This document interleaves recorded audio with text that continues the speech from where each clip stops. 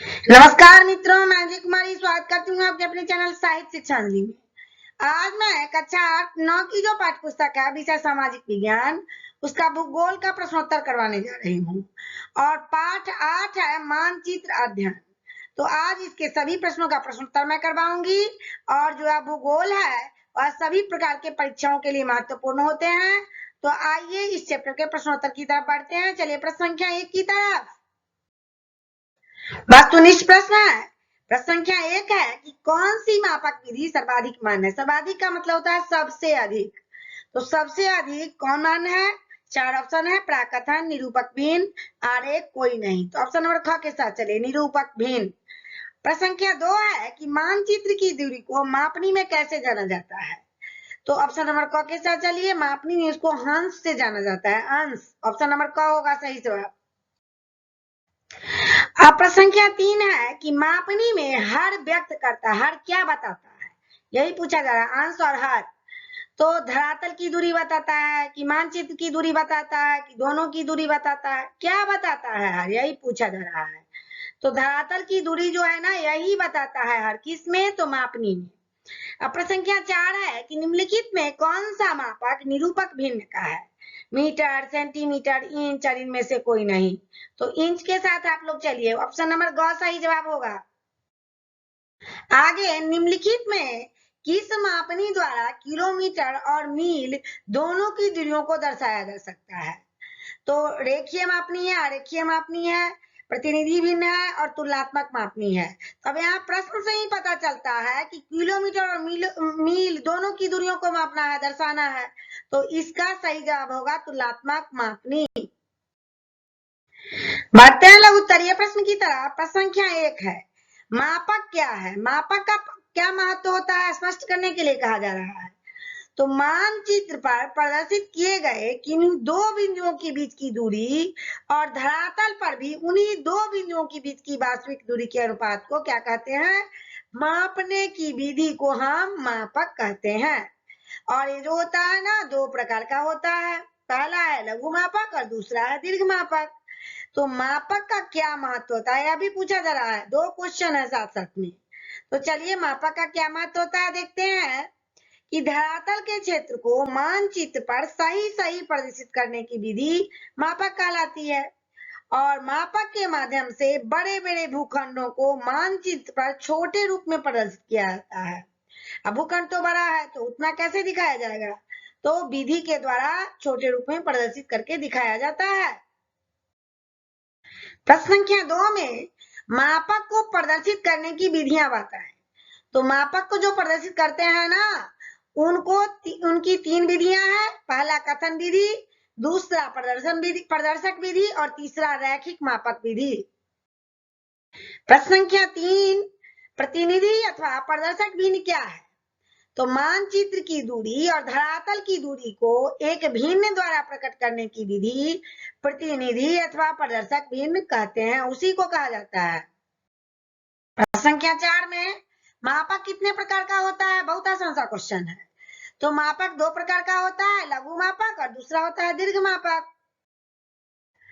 प्रश्न संख्या 5 में पूछा जा रहा है कि मापक की 2 विभिन्न प्रणालियां कौन कौन सी हैं। अलग अलग प्रणालियों के बारे में पूछा जा रहा है। तो ये प्रणालियां हैं कथन विधि और दूसरा है प्रदर्शक विधि। अब 2 विधि बताए ना, तो उसमें से प्रदर्शक भिन्न विधि को सर्वमान्य विधि क्यों कहा जाता है, यही पूछा जा रहा है। सर्वमान्य का मतलब होता है जिसको अधिकतर लोग मानते हैं। तो प्रदर्शक भिन्न को विश्व के किसी भी देश की मापन प्रणाली के अनुसार बदला जा सकता है, इसीलिए इसे सर्वमान्य विधि कहा जाता है। बढ़ते हैं आलेखी विधि की तरफ। आलेखी विधि के मुख्य उपयोग क्या है, क्या यूज होता है इनका। तो आलेखी विधि का मुख्य उपयोग जो है ना, दो बिंदुओं के बीच की दूरी और धरातल पर उन्हीं दो बिंदुओं के बीच की वास्तविक दूरी को क्या करना है, ज्ञात करना है। संख्या 8 में पूछा जा रहा है कि तुलनात्मक मापक क्या है। तो तुलनात्मक मापक में एक या एक से अधिक मापक प्रणालियों में दूरियां प्रदर्शित की जाती है, जैसे मील, फलांग, किमी इत्यादि में इस समय दूरियां प्रदर्शित करनी पड़ती है। उत्तरीय प्रश्न है। प्रश्न संख्या 1 में पूछा जा रहा है कि मापक क्या है और मानचित्र के लिए इसका क्या महत्व है? मापक को प्रदर्शित करने के लिए विभिन्न विधियों का विस्तृत वर्णन करें। जो सब विधि है ना उसका विस्तृत से वर्णन करने के लिए कहा जा रहा है। तो पीछे मैं बता चुकी हूँ कि मापक वह विधि है जिसके द्वारा मानचित्र पर प्रदर्शित किए गए किन्हीं दो बिंदुओं के बीच की दूरी और धरातल पर उन्हीं दो बिंदुओं के बीच की वास्तविक दूरी के अनुपात को मापा जा सके, उसी को ना मापक कहते हैं। अब मानचित्र में के लिए इसका क्या महत्व है इसके बारे में जानते हैं आगे। मापक के द्वारा धरातल के क्षेत्र को मानचित्र पर सही रूप से प्रदर्शित किया जाता है। दूसरा है कि मापक के माध्यम से बड़े बड़े खंडों को मानचित्र पर छोटे रूप में प्रदर्शित किया जाता है। भूखंड तो बड़े बड़े होते हैं तो उसको छोटे रूप में प्रदर्शित किया जाता है। मापक के द्वारा क्या होता है कि किसी भी क्षेत्र के क्षेत्रफल की जानकारी प्राप्त होती है। अब मापक विधि जो है उसको 3 भागों में बांटा गया है, कथन विधि, प्रदर्शक विधि और रैखिक मापक विधि। तो कथन विधि क्या होता है इसके बारे में जानते हैं कि इस विधि में क्या होता है कि मापक को एक कथन के द्वारा व्यक्त किया जाता है। इस प्रकार 1 इंच बराबर 18 मील से रहा है। 1 इंच बराबर क्या होता है 18 मील। तो इसे का क्या मतलब निकलता है कि मानचित्र पर 1 इंच की धरातल पर 18 मील की दूरी को प्रदर्शित करता है। अब प्रदर्शक विधि की तरफ बढ़ते हैं कि एक ही मापक प्रणाली का प्रयोग विश्व के सभी देशों में नहीं किया जाता है। या निश्चित नहीं है कि सारे देश इसी का प्रयोग करेंगे। तो कथन विधि प्रणाली संबंधित देशों में उपयोगी होता है और इन्हीं कठिनाइयों को दूर करने के लिए प्रदर्शक भिन्न का प्रयोग किया जाता है। जो कठिनाइयां होती है ना उसको दूर करने के लिए। रैखिक मापक विधि, इस विधि को सरल मापक विधि भी कहा जाता है। सरल का मतलब होता है आसान, तो सबसे आसान इसे कहा जाता है। और इस विधि में क्या होता है कि सरल रेखा की लंबाई गणित के आधार पर कथन अथवा प्रदर्शक भिन्न की सहायता से निश्चित कर ली जाती है, इसीलिए इसे सरल मापक विधि कहा जाता है। प्रश्न संख्या 2 में निम्नलिखित पर संक्षिप्त टिप्पणी लिखिए। अब क्या है किस पर टिप्पणी लिखना है जी? तो प्रदर्शक भिन्न, रैखिक मापक, कथनात्मक मापक। तो प्रदर्शक भिन्न के बारे में पीछे भी बता चुकी हूं मैं कि प्रदर्शक भिन्न एक ही मापक प्रणाली का प्रयोग विश्व के सभी देशों में नहीं किया जाता। तो कथन विधि संबंधित देशों में ही उपयोगी होता है। इस कठिनाइयों को दूर करने के लिए प्रदर्शक भिन्न का प्रयोग किया जाता है। अब रैखिक मापक विधि क्या होता है?